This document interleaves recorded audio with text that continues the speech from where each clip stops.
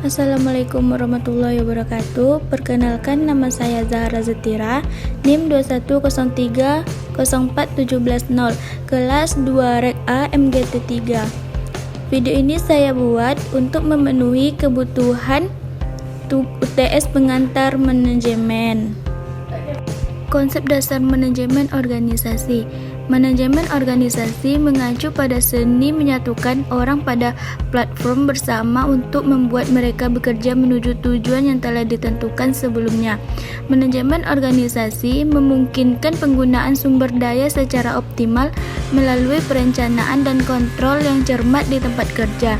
Manajemen organisasi memberikan arah kepada karyawan.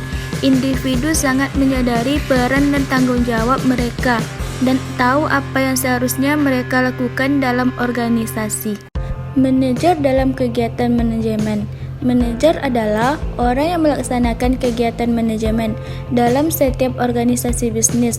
Para manajer bertugas untuk memastikan bahwa keseluruhan tujuan yang telah ditetapkan oleh organisasi dapat diwujudkan melalui rangkaian kegiatan manajemen, baik yang bersifat fungsional maupun bersifat operasional.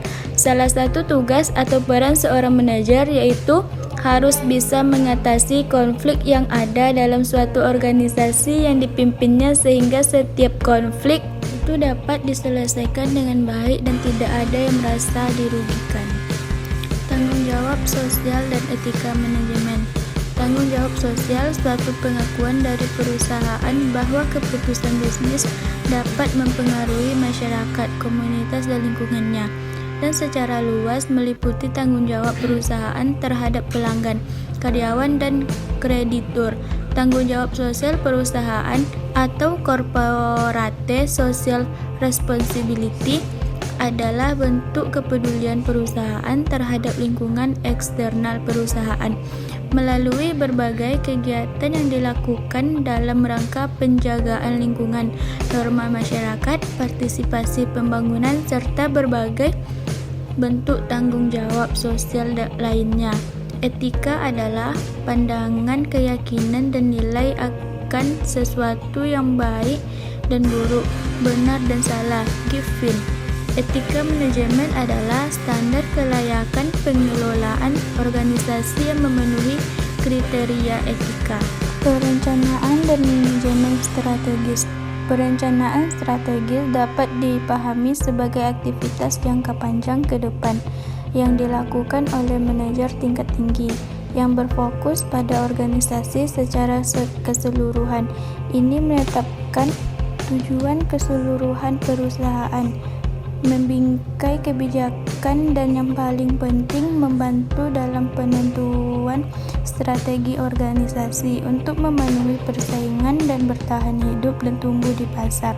Dalam istilah sederhana, perencanaan strategis dapat didefinisikan sebagai pertimbangan resmi atas tindakan perusahaan di masa depan.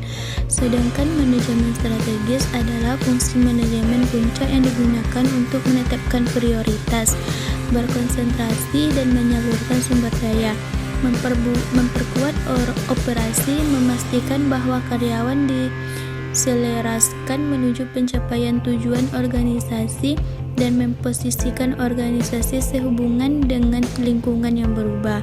Manajemen strategis bertujuan untuk mendapat keunggulan kompetitif yang berkelanjutan, sehingga dapat menggantikan pesaing dan mencapai posisi dominan di seluruh pasar. Mendirikan dan memperbaharui organisasi. Bisnis kecil diartikan sebagai bisnis yang dimiliki dan dikelola oleh orang setempat, seringkali dengan beberapa orang pegawai di suatu tempat. Menurut definisi pemerintah AS, bisnis kecil adalah bisnis yang mempunyai pegawai kurang dari 500 orang. Bisnis kecil mudah terabaikan karena kita berpikir mengenai dunia organisasi dan manajemen. Kita tidak sendirian kalau nama-nama organisasi besar seperti IBM, Exxon, dan MTV yang menunjukkan bisnis kecil dengan pertumbuhan paling cepat di Amerika Serikat. Bisnis kecil adalah awal dari semuanya. wirausahawan, karena wirausahawan mempunyai potensi untuk memberikan kontribusi yang banyak kepada masyarakat. Para peneliti mencoba menganalisis kepribadian, keterampilan, dan sikap mereka. Di samping kondisi yang memperkuat perkembangan mereka, penelitian menunjukkan bahwa faktor-faktor psikologi dan sosiologi merupakan karakteristik dari wirausahawan. Memperbaiki organisasi. Setelah sebuah organisasi didirikan dan melewati proses kewirausahaan, kegembiraan dan tantangan manajemen mulai berat.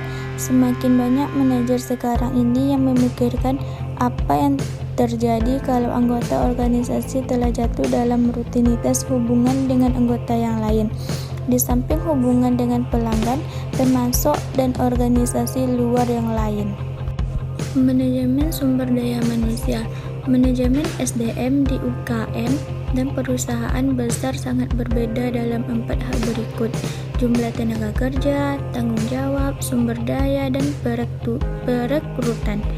Karena perbedaan ini, strategi SDM perlu disesuaikan untuk usaha kecil dan menengah, sementara tujuan SDM tetap sama, namun metodenya mungkin berbeda. Misalnya, UKM mungkin hanya memiliki 1 orang yang menjalankan manajemen SDM, berbeda dengan tim atau departemen yang sering ditemukan di perusahaan besar. Dengan demikian, staf ini bertanggung jawab atas berbagai tugas yang berbeda, mulai dari menangani urusan administrasi seperti gaji hingga perekrutan dan pelatihan. Dikarenakan bisnis kecil memiliki waktu dan sumber daya terbatas. Berikut adalah hal-hal yang perlu Anda ketahui tentang manajemen tenaga kerja yang dapat membantu Anda menghemat waktu, mengurangi stres, dan mencegah kejenuhan. Cukup sekian yang dapat saya sampaikan. Assalamualaikum warahmatullahi wabarakatuh.